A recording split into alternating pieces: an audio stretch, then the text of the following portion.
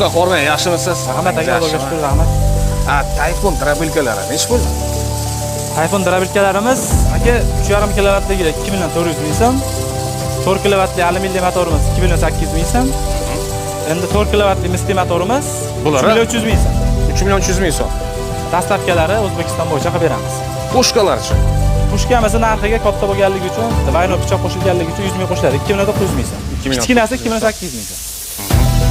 Demak, do'stlar, bu yerda drabilka ishlab chiqarishadi. Adres Farg'ona viloyati Qo'shtepa tumani. Ko'ramsiz, bunda ishlab chiqarish sexi.